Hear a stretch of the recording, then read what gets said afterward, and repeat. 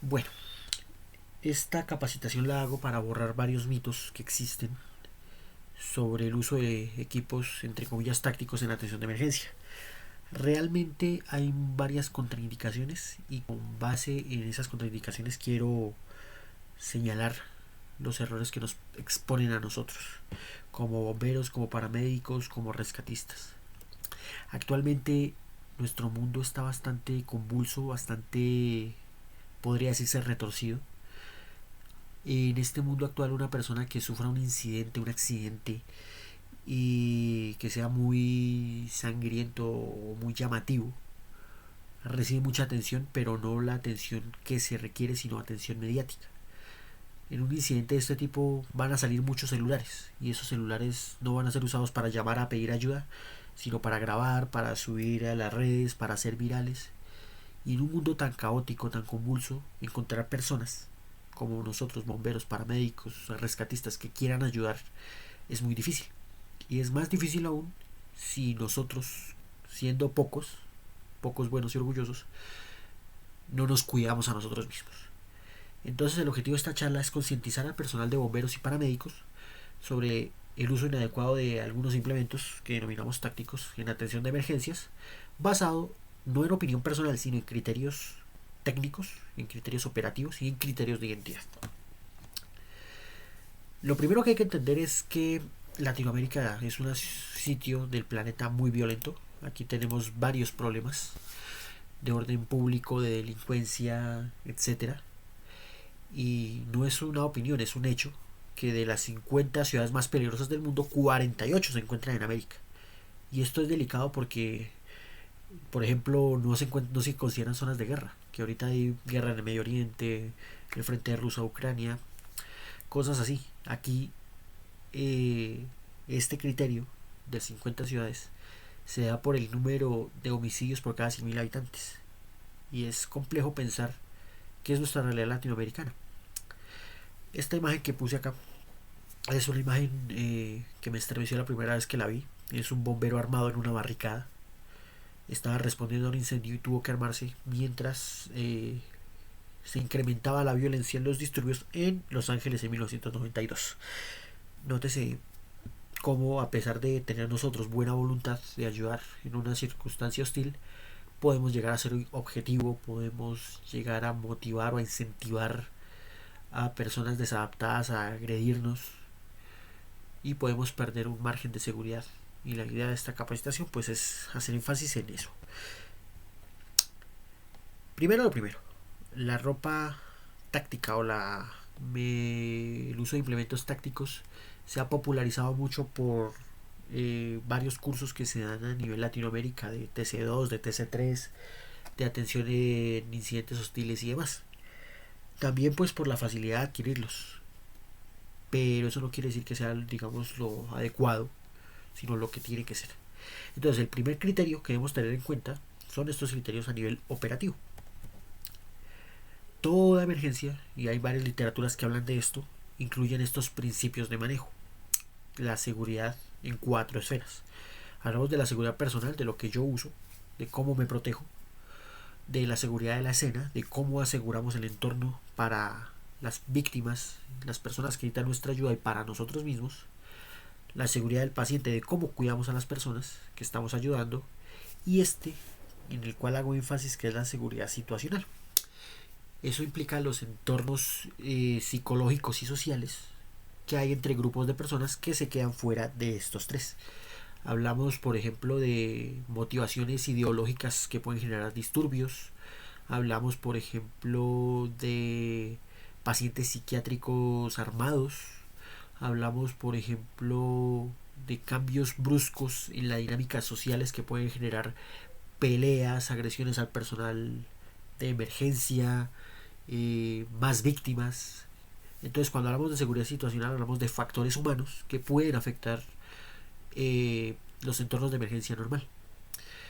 Hay casos muy conocidos en la historia reciente. Tengo entendido que hace unos años hubo una emergencia en Estados Unidos en la cual el perpetrador de un tiroteo activo incendia una vivienda y cuando los bomberos llegan a apagar el incendio, este tirador sale de su lugar donde se escondía y empieza a atacar a las unidades de bomberos, y posteriormente se dirige a un centro de estudios y pues genera una tragedia. En este momento no recuerdo cuál fue, no recuerdo si fue Sandy Hook o si fue algún otro, pero se puede entender desde esa perspectiva. Entonces, cuando hablamos de seguridad personal, de cómo me cuido, hay que preguntarnos esto: ¿qué certificación tiene el equipo que estoy usando? En esto haremos énfasis más adelante. ¿Qué riesgos, a qué riesgos estoy expuesto y a qué riesgos me protege el equipo que estoy usando? Si garantizo mi visibilidad en entornos de baja iluminación, ya sea por el decaimiento del día, porque anochece, o ya sea porque debo ingresar a una zona pocamente iluminada, bajamente iluminada, y si mi equipo de trabajo puede localizarme fácilmente en el caso de que la emergencia sea caótica. Esas 4 preguntas son importantes cuando decido equiparme, y no solo aplica para equipo táctico, aplica para cualquier tipo de equipo de protección personal. Ahora que si hablamos de la emergencia, ¿qué debo hacer? ¿Cuál es el perfil de la misión que debo cumplir? ¿Es una emergencia de rutina? ¿Es una emergencia cotidiana? ¿Es una emergencia que implica ciertos riesgos? ¿Es una emergencia donde la seguridad situacional está alterada? ¿Donde ya debo cumplir principios de medicina táctica? ¿Donde debo cuidarme a mí mismo antes de ir a cuidar a otra persona? ¿Puedo garantizar mi neutralidad en una emergencia donde hayan situaciones hostiles? Esto aplica en muchos entornos. Puede aplicar desde el atentado terrorista o la confrontación terrorista entre las fuerzas estatales y un grupo terrorista. Puede aplicar en un disturbio civil, donde hay una fuerza estatal tratando de contener el disturbio civil y unos manifestantes. O puede incluirse, por ejemplo, en una situación delincuencial, donde haya unas fuerzas de policía tratando de capturar a un delincuente. Dicho de otra manera, si tengo la vestimenta adecuada para ello, ¿puedo garantizar mi neutralidad? Si tengo mi equipo puesto, ¿puedo garantizar que soy un bombero o soy otra persona? ¿Un paramédico? ¿Una persona disfrazada de militar? Hay que considerar eso. ¿Puedo proyectar confianza en un entorno hostil con el uso de las prendas o equipos? Si llego con un chaleco portaplacas, si llego con un casco táctico, si llego con un equipo que no es el adecuado, ¿puedo proyectar confianza hacia cualquiera de los actores? ¿Qué me garantiza a mí que un policía o un militar no me identifique como miembro de un grupo armado ilegal si estoy vestido con esto? Eso debemos entenderlo. ¿Y qué razón tengo para usar el equipo? ¿Por qué me estoy poniendo este casco? ¿Por qué me estoy poniendo este chaleco? ¿Para qué me lo pongo? ¿Qué función cumple? ¿Me está protegiendo o no me está protegiendo? Todo eso es lo que uno debe preguntarse antes de usar un equipo de este tipo táctico entre comillas. Todo esto viene basado obviamente en experiencias muy amargas. En Estados Unidos existe este estándar, el NFPA 3000, estándar de respuesta en emergencias para emergencias hostiles, tipo ASHER, Active Shooter Hostile Event Response. Y la norma NFPA 3000 categoriza esas emergencias en estos 6 grupos: paquetes sospechosos, ataques con explosivos, eventos de tirador activo, huelgas, manifestaciones, disturbios, pacientes psiquiátricos armados e incidentes de terrorismo. Cabe aclarar que este estándar habla de una interacción entre agencias, no habla de una respuesta única de una institución única, sino de que estos incidentes son multiagencia. Nuestras agencias, Cuerpo de Bomberos, Protección Civil, Cruz Roja, como la queramos llamar, donde pertenezcamos, ha desarrollado procedimientos de actuación conjunto con las fuerzas de seguridad estatales para responder en el caso de que se llegue a presentar alguna de estas. ¿La tenemos? ¿No la tenemos? ¿Falta? ¿Sobra? ¿Hay que pensarlo en un futuro cercano? Eso es lo primero que hay que entender. No solo es ponerse el chaleco o el casco táctico, sino entender que tengo que actuar bajo un paraguas, bajo un convenio de una interacción de incidentes multiagencia. No lo digo yo, lo dice la norma, es claro. Esta norma actualmente está en revisión, pero las revisiones son de detalles puntuales. Si hay un estándar de un incidente hostil, cualquiera de estos 6, tiene que haber un margen multiagencia y una actuación coordinada entre múltiples instituciones. No se puede pretender pensar que yo puedo llegar en un vehículo con un chaleco táctico, con un casco táctico, a meterme a extraer civiles de un tiroteo, porque sí, puedo estar alterando una escena de evidencia delincuencial, puedo estar ayudando a un bando sin querer. Entonces hay que entender que estamos actuando desde la institucionalidad. Y la NFPA 3000 establece eso muy claramente. Ahora bien, atender personas, atender incidentes hostiles, no es algo que se puede hacer de buenas a primeras. Hay que tener un entrenamiento previo y una fundamentación previa. Hay un programa internacional que es el TC2, Atención Táctica a Víctimas en Emergencias, que habla de una identificación de fases, que obviamente va de la mano con la integración interagencias para este tipo de respuestas. Se habla de una atención bajo amenaza directa, se habla de una atención bajo una amenaza indirecta, se habla de una atención durante la evacuación. Dicen varios maestros en esto que en medicina táctica primero va la táctica y luego va la medicina. Nosotros como bomberos, como paramédicos, como rescatistas no podemos sostener o brindar una supremacía táctica sobre un agresor enemigo, independientemente que sea un terrorista, que sean unos manifestantes, que sea un delincuente. Eso lo tienen que hacer las fuerzas que están designadas por competencia legal para ello, por lo cual nosotros realizamos atenciones en coordinación con lo que ellos como institución muestren. Ahí lo vemos en la imagen. Hasta que una fuerza de seguridad no logra la supremacía táctica, no se hace intervención. Nótese que no hay cascos tácticos, no hay chalecos, sino hay una señalización clara de quién está atendiendo. Eso para empezar. Nosotros debemos actuar bajo un criterio realista sobre la interacción y sobre la integración conjunta que tienen estos tipos de emergencia.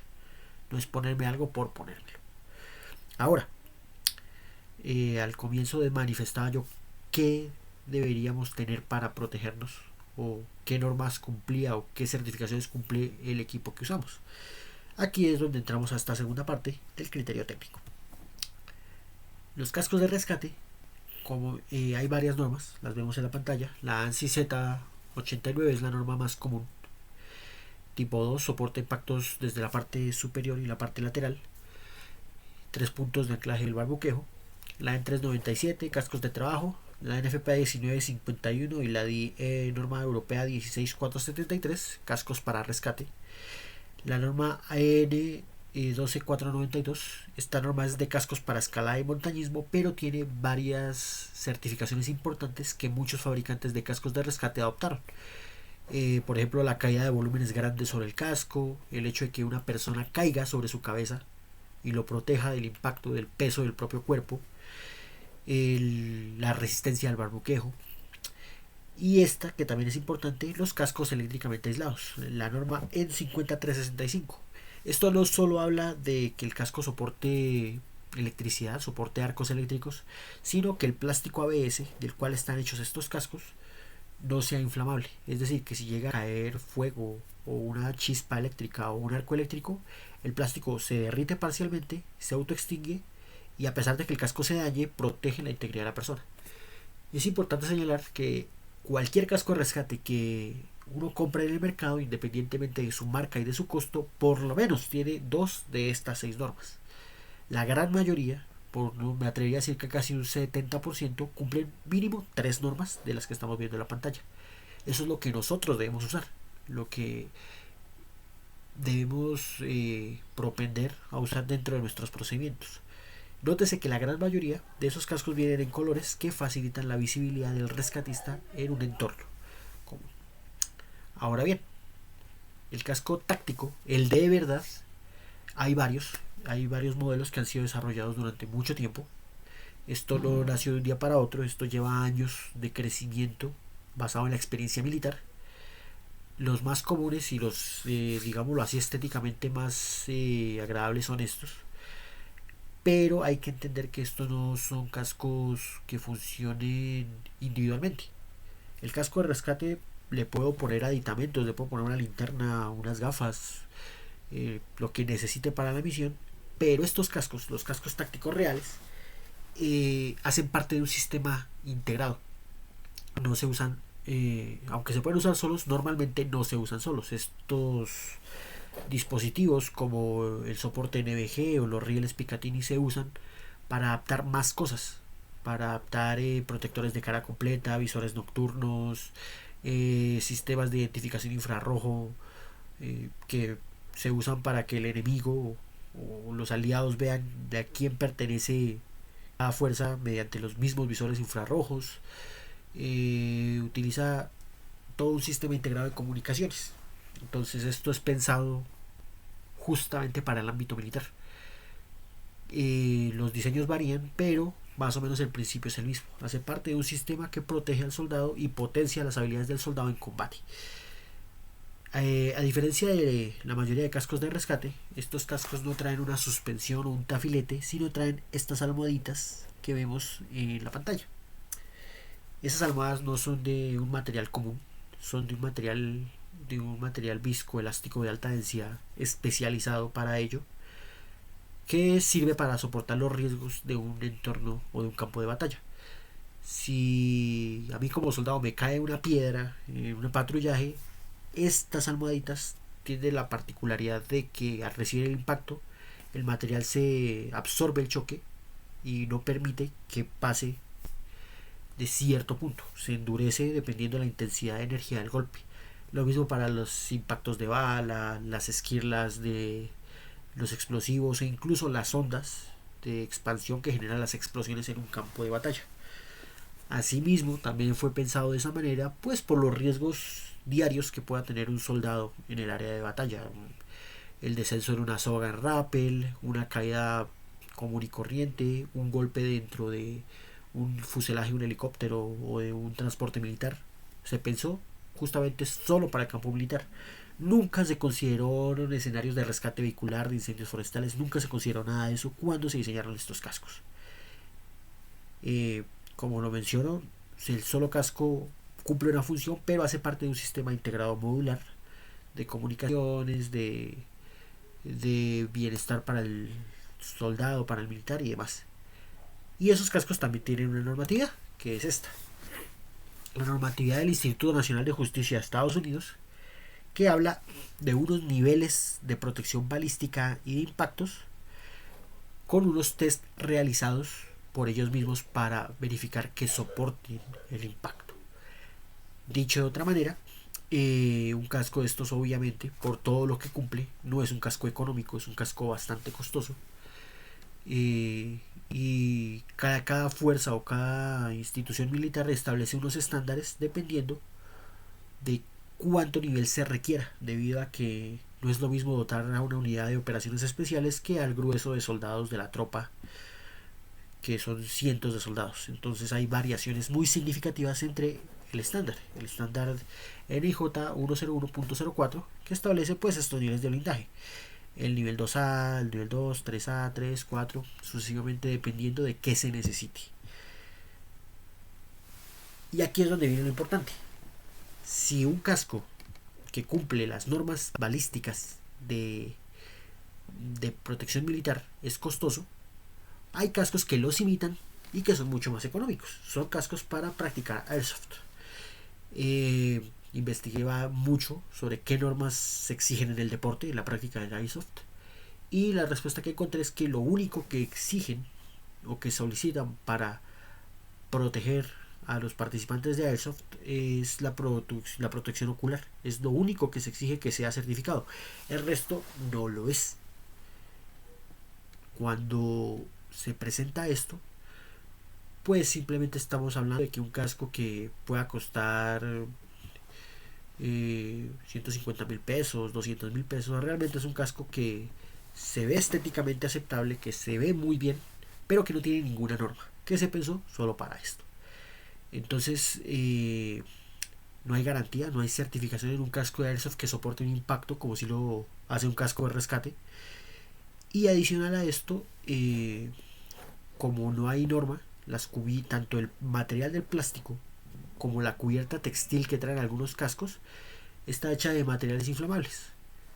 Es muy conocido un caso acá en Colombia de una persona que ingresa a un incendio forestal con la buena voluntad de ayudar y que durante los labores de combate del incendio forestal se le derrite parte de la cubierta de nylon, generándole pues quemaduras en el rostro. Pues no era el casco adecuado para esa labor, pero sí puso en riesgo a una persona y pues generó un daño que no era aceptable visto desde la perspectiva de riesgos. Entonces, hay que considerar que si vamos a comprar un casco, el casco cumple una normatividad. No es solo la estética, sino que sea funcional para nuestro trabajo. Y también hay que entender que nosotros no tenemos que escondernos de nadie. Hay que ser visibles para que brindar nuestra seguridad y la seguridad de nuestro equipo de trabajo. Estos fueron los primeros ejercicios que se desarrollaron en operaciones de medicina táctica y de incidentes de tirador hostil. Si vemos esa imagen así a primerazo, aquí podemos identificar claramente que son bomberos, que hay reflectivos en los equipos que están usando el casco línea de fuego bombero. Pero en este caso, si por el caos o por la situación no alcanzamos a leer los emblemas que traen las personas, pues perfectamente pueden pasar como un militar o un policía cualquiera, que están en una función donde esa función se puede mezclar en un entorno donde haya agresión directa a personal uniformado. Puede desdibujar mucho nuestra misionalidad solo porque no hay una clara visibilidad de saber quién está atendiendo.